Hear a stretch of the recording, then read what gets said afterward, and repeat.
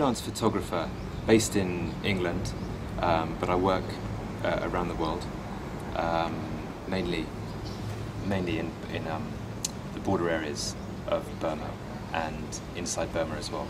You know what it's like. Sometimes you just have to keep an element of anonymity to not just protect yourself, but to protect others that you work alongside, to keep integrity of the network and respect and trust your colleagues.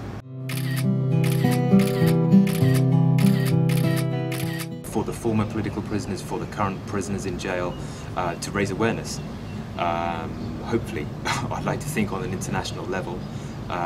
It's a very important issue that the world needs to know about. The actual context of the person in the image with the hand facing this way has a couple of meanings, well, several meanings. One is to make a statement of the hand being forward. You're not necessarily forcing a statement at someone, but you're indicating that that's what you're trying to say. It's like a silent gesture almost, by having your hand that way.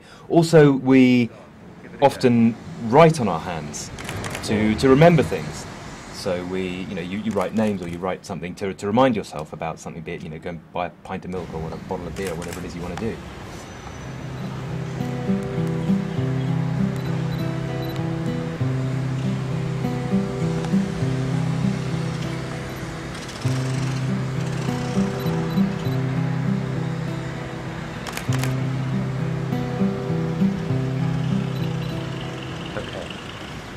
It's as much about this person who is a former prisoner as well as it's about this person who's an existing prisoner.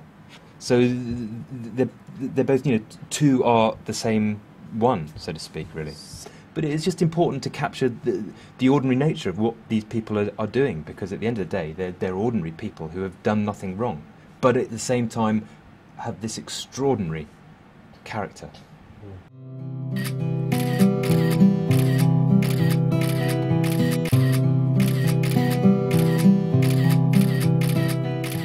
There's a very strong relationship, the bond of not just having been a former prisoner and an existing, but rather have just having been a prisoner, but the bond that no prisoner is, free until all prisoners are free. This is unwritten sort of strength and belief that all these prisoners have. They're continually working still in the underground networks and in exile countries for democracy movements from the very day that they get released from prison. Whatever's thrown at them, whatever horrendous situations they've been in whilst in prison or detained or whatever it is.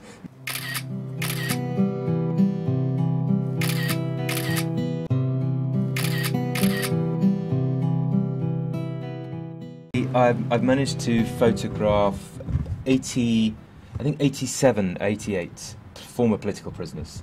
Now that's been mainly in Mae Sot, the border area at Mae Sot, and in several of the refugee camps. This one here is shot in Mae La camp. This is Mae La camp here, and then these ones we shot in Mae Sot at the office of AAPP.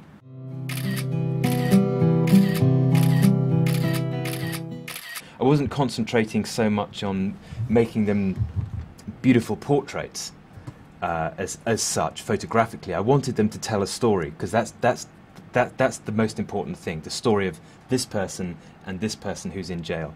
So by shooting them some of them in like a documentary fashion like this, it lends itself, because you can see this is where the person works. And I wanted to shoot all these former political prisoners in ordinary places, either where they live, where they work, in a restaurant, in a bar, at a bus stop, whatever it is. I wasn't so worried about the location and the look. It just had to be very natural. And a lot of them are linked in. They're either perhaps former cellmates, or are relations, or brothers, or sisters, or friends. There's often a link between the two. Not necessarily these two, but there are. Many of them are often linked in one way or another. And again, that's another interesting sort of layer to the project.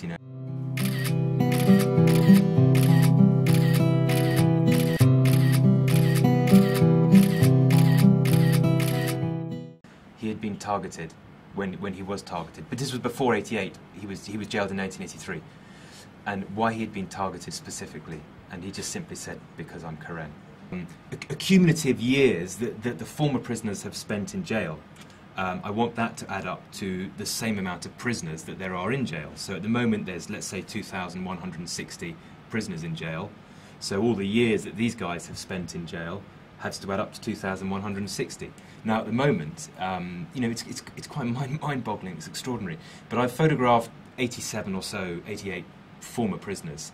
And the amount of years that those 87 people, 88 people have spent in jail is about 650 years in jail.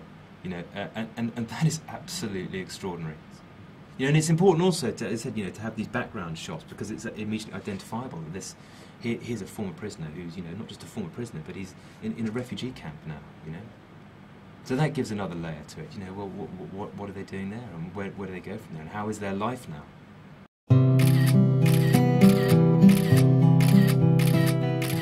He was defending three or four activists, and was suddenly they you know, decided to jail him, so he had to flee to the border. So it's an interesting link because this is on the name on his hand is one of the activists that he was defending in insane court.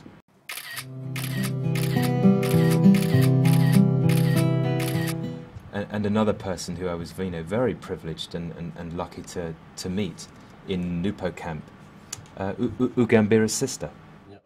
So, you know, again, she agreed to be part of it, and again, you know, she's got Ugambira written on her hand. So whilst she's not a former prisoner herself, she's had to flee the country. The reason why people like her and Soso Chochomin are important to include in this project is because I feel from a global awareness factor, you know, these are names that in the international community are recognised. Ugambira is an internationally recognised name from the Saffron Revolution. So I feel it's good from that point of view to be able to photograph, you know. And again, another little thing, you know, we've photographed the daughter of two political prisoners who I've photographed in this. This is their daughter, Monita, and she was born in insane.